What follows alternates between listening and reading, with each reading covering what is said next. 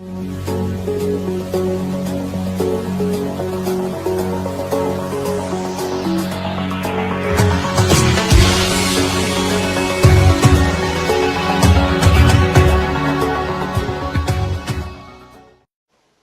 Iscariote, el discípulo que traicionó a su divino maestro.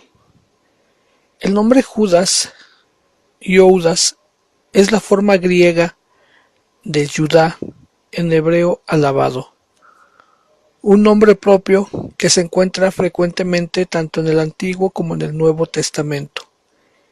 Incluso entre los 12 había dos que llevaban el nombre, y por esta razón está habitualmente asociado con el sobrenombre Iscariote, en hebreo de Keriot o Cariot, que es una ciudad de Judea.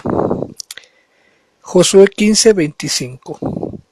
No puede caber duda de que esta es la interpretación correcta del nombre, aunque el verdadero origen está oscurecido por la ortografía griega, y como podía esperarse, se han sugerido otros orígenes.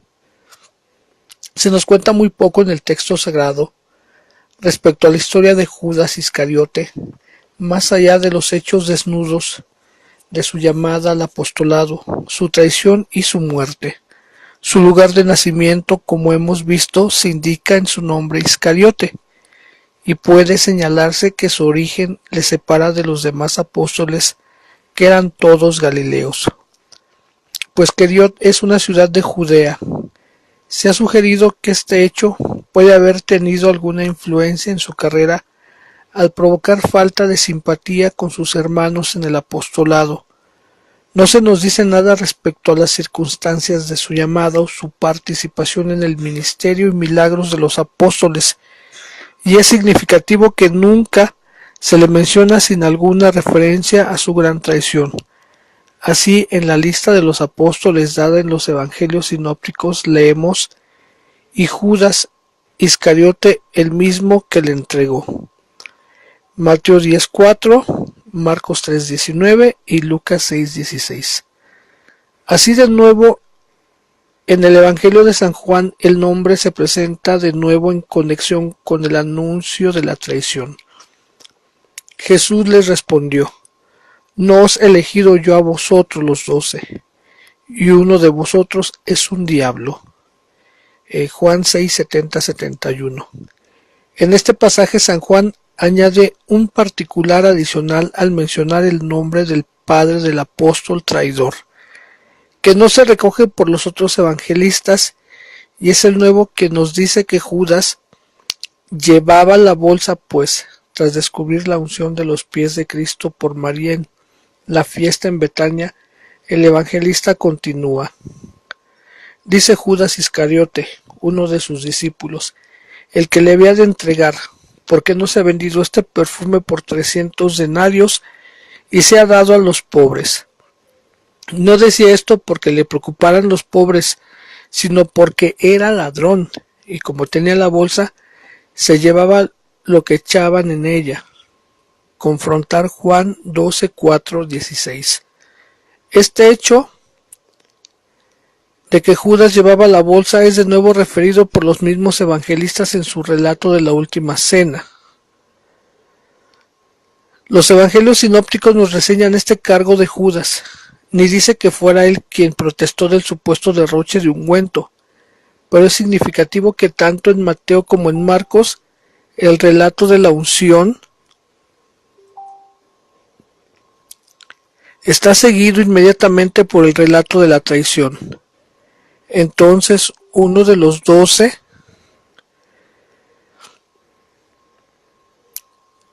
llamado Judas Iscariote fue donde los sumos sacerdotes y les dijo: ¿qué me queréis dar y yo los entregaré?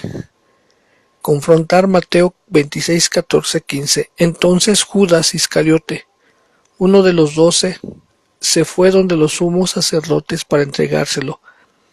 Al oírlo ellos se alegraron y prometieron darle dinero. Marcos 14:10-11. Se observa que en ambos relatos Judas toma la iniciativa. No es tentado o seducido por los sacerdotes, sino que se acerca a ellos por su propia decisión. San Lucas cuenta la misma historia, pero añade otro matiz al atribuir el hecho a la instigación de Satanás. Entonces Satanás entró en Judas llamado Iscariote, que era del número de los 12, y fue a tratar con los sumos sacerdotes y los jefes de la guardia del modo de entregárselo. Ellos se alegraron y quedaron con él en darle dinero. Él aceptó y andaba buscando una oportunidad para entregarlo sin que la gente lo advirtiera. Lucas 22, 3 al 6. Del mismo modo, San Juan hace hincapié en la instigación del espíritu maligno, cuando ya el diablo se había inspirado a Judas Iscariote, el hijo de Simón, el propósito de entregarle. El mismo evangelista, como hemos visto, nos da una temprana insinuación del previo conocimiento de Cristo de la traición. Confrontar Juan 6, 70-71. Y en el mismo capítulo dice expresamente, porque Jesús sabía desde el principio quiénes eran los que no creían y quién era el que lo iba a entregar. Pero coincide con los sinópticos al registrar una predicción más explícita de la traición en la última cena. Cuando dijo estas palabras, Jesús se turbó en su interior y declaró, yo os aseguro que uno de vosotros me entregará. Confrontar Juan 13:21. Y cuando el propósito San Juan, a petición de Pedro, preguntó quién era éste, le responde Jesús, es aquel a quien dé el bocado que voy a mojar, y mojando el bocado lo toma, y se lo da Judas, hijo de Simón Iscariote, y entonces tras el bocado entró Satanás. Jesús le dice, lo que vas a hacer, hazlo pronto. Pero ninguno de los comensales entendió por qué se lo decía. Como Judas tenía la bolsa, algunos pensaban que Jesús quería decirle, compra lo que nos hace falta para la fiesta, o que lo mandaba dar algo a los pobres. Estos últimos detalles sobre las palabras de Jesús y la natural conjetura de los discípulos solo se dan por San Juan, pero la predicción y la pregunta de los discípulos se recoge por los sinópticos Mateo 26, Marcos 14 y Lucas 22. San Mateo añade que el propio Judas preguntó, ¿soy yo maestro? Y fue respondido, tú lo has dicho. Los 4 evangelistas concuerdan a los hechos de la traición que siguieron tan de cerca esta predicción y cuentan cómo el traidor vino con una multitud o banda de soldados de los sumos sacerdotes y los llevó al lugar donde sabía que encontraría a Jesús con sus fieles discípulos. Pero algunos tienen detalles que no se encuentran en los demás relatos, que el traidor dio un beso, como señalan que se menciona en todos los sinópticos, pero no por San Juan, quien a su vez es el único en contarnos que los que venían a prender a Jesús cayeron de espaldas al suelo cuando él respondió, yo soy. También San Marcos cuenta que Judas dijo, Rabí, antes de besar a su maestro, pero no da ninguna respuesta. San Mateo, tras registrar esta palabra y el beso del traidor, añade, Jesús les dijo, amigo, a lo que estás aquí. Da las palabras, Judas con un beso entregas al Hijo del Hombre. San Mateo es el único evangelista en mencionar la cantidad pagada por los sumos sacerdotes como precio de la traición, y de acuerdo con su costumbre observa que con ello se ha cumplido una profecía del Antiguo Testamento. Confrontar Mateo 26, 15, 27, del 5 al 10. En este último pasaje cuenta el arrepentimiento y suicidio de traidor, sobre el que callan los demás evangelios, aunque tenemos otro relato de estos acontecimientos en el discurso de San Pedro.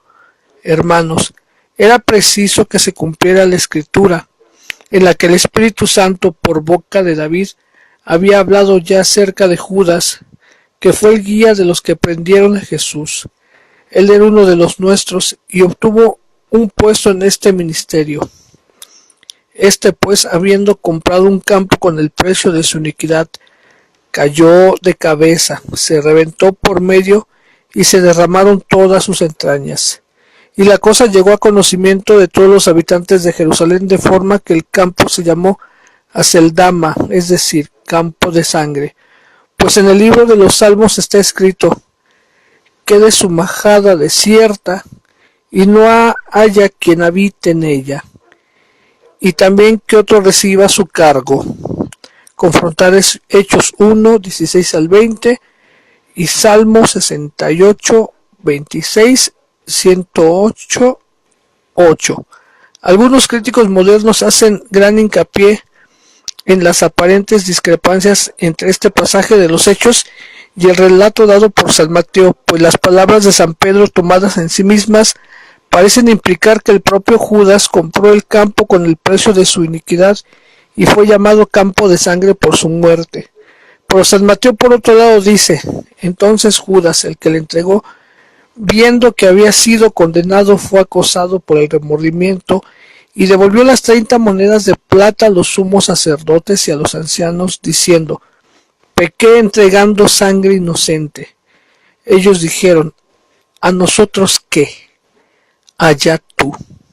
Entonces él tiró las monedas en el santuario, se retiró y fue y se ahorcó.